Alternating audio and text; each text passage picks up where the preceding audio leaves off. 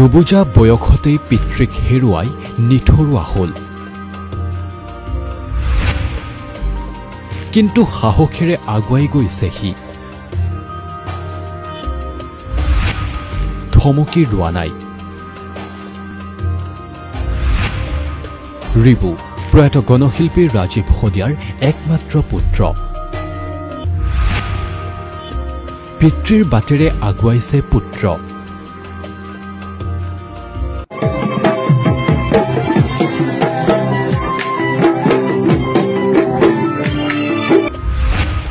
ৰাজীৱ শদিয়াৰ সংগীত শিল্পী দলৰ আখৰাত পুত্ৰ ৰিবু।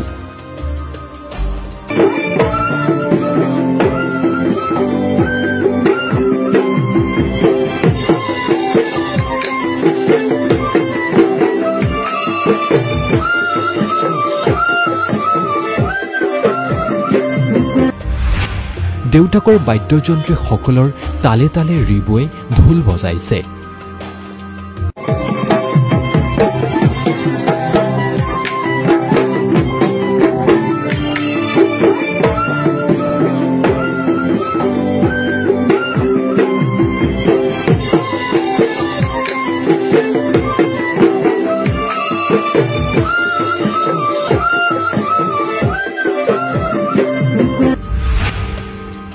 বিহুৰ বাবে প্ৰস্তুতি প্ৰয়াত ৰাজীৱ শদিয়াৰ পুত্ৰ। গণশিল্পী ৰাজীৱ শদিয়া নাই।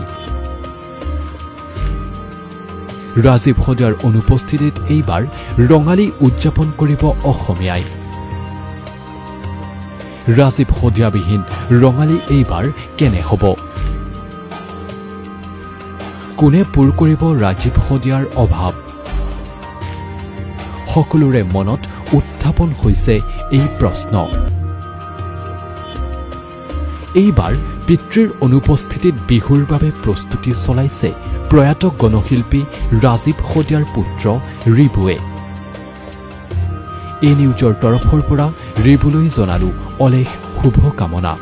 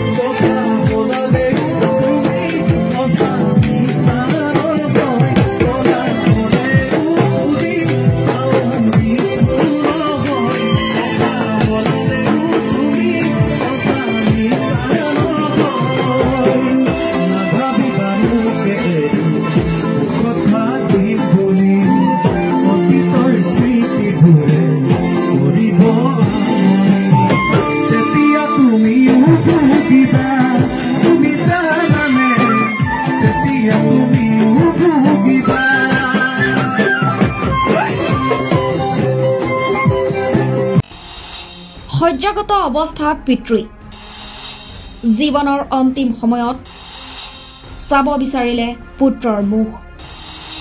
পুত্ৰলৈ পিতৃৰ ফোন। Hello' hello' hello' hello' doctor Anarjyoti Bordoloi নেকি? হেল্ল' ডক্টৰ অনৰজ্যোতি বৰদলৈৰ লগত কথা পাতিছে নেকি বাৰু? হয়, কৈ আছো। আচ্ছা, আপুনি ঘৰত আছে নে ক'ত আছে? হা? আপুনি ঘৰত আছে নে চেম্বাৰত আছে? আপুনি কিহৰ কাৰণে ফোন কৰিছে বাৰু? নহয়, মই আপোনালোকৰ কথা এটা ডিছকাছ কৰিবৰ কাৰণে ফোন কৰিছোঁ। কওকচোন, কি হৈছে? আচ্ছা, মই পাপাই কৈছোঁ। কি কয়? পাপাই কৈছোঁ, পাপা। হেল্ল' মই পাপাই কৈছোঁ, দেউতাই। মোৰ অৱস্থা খুব বেয়া। এতিয়া কথাটো হৈছে কি, মই চিক বেডত আছোঁ। মোৰ অৱস্থাটো খুব বেয়া। মই শেষ সময়ত তোৰ মুখখন চাব বিচাৰিছো।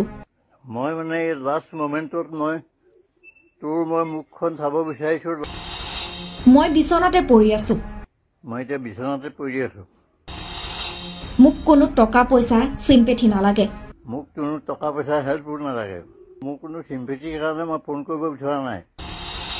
মোৰ জীৱনৰ শেষ সময়ত মই মাত্ৰ মুখখন চাব বিচাৰিছো। মই খালি মোৰ জীৱনৰ লাষ্ট ষ্টেজত মই অকণমান মুখকেইখন চাব বিচাৰিছো।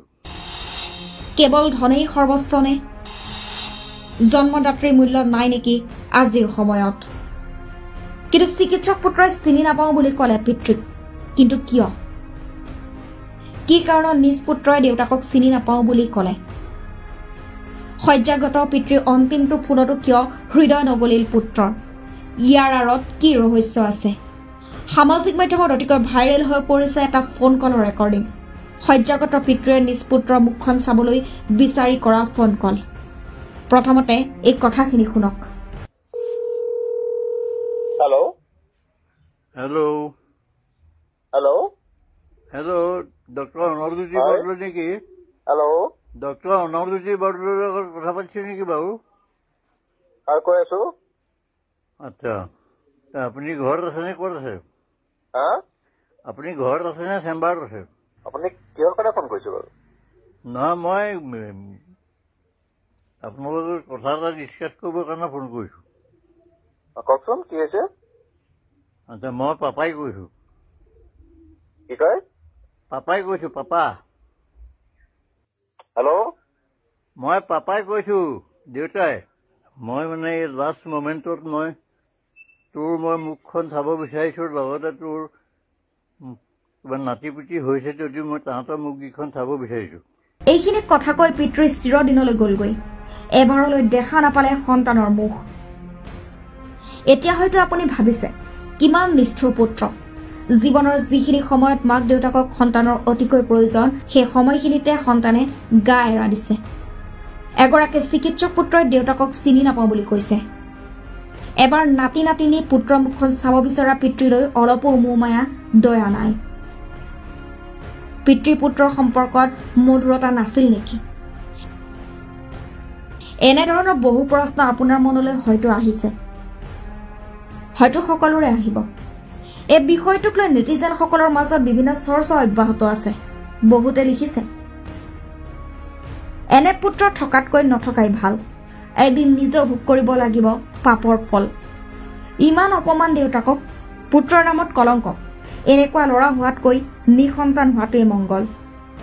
তাৰ মাজতে এগৰাকী মহিলাৰ বিশেষ পোষ্টটোত তেওঁ লিখিছে,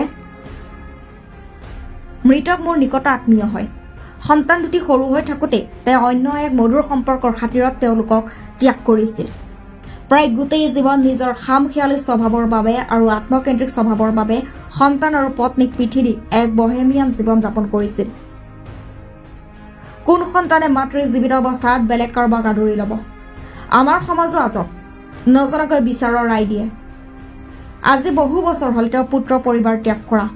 হয়তো জন্মদাতা বুলি এপাক আহিব লাগিছিল, কিন্তু কেতিয়াবা বেবিচাৰ আৰু তেজৰ সম্পৰ্কবোৰৰ অবিশ্বাস প্ৰবঞ্চনাৰ ওজন জীৱনদায়ী ঋণৰ ওজনতকৈ বেছি হৈ পৰে। ল'ৰা ছোৱালী দুয়োজনে অমায়িক আৰু অতি দায়িত্বশীল। তেওঁলোকৰ মাতৃ তেওঁলোকৰ লগতেই থাকে। যদি মাতৃৰ প্ৰতি দায়িত্ব পালন কৰিব পাৰিছে, তেন্তে পিতৃৰ প্ৰতি কিয়নো নোৱাৰিব? নিশ্চয় কিবা অত্যন্ত গোপনীয় ৰহস্য আছে। বয়স হলেই যে মানুহ দেৱতা হৈ যায় তেনে নহয়। সকলোৰে কথা কোৱা নাই, পিতা স্বৰ্গ। কিন্তু সন্তান পত্নী ত্যাগী পিতাক কি বুলি কোৱা যাব? ল'ৰা ছোৱালী দুয়োজনে বৰ দুখেৰে লৰালি পাৰ কৰিছে। ৰাইজে আৰু দুখ নিদিব। এই পোষ্টটোৰ পিছতে ঘটনাই নতুন মূৰ লাভ কৰিছে। এই ঘটনাক লৈ নেটিজেনসকলৰ মাজত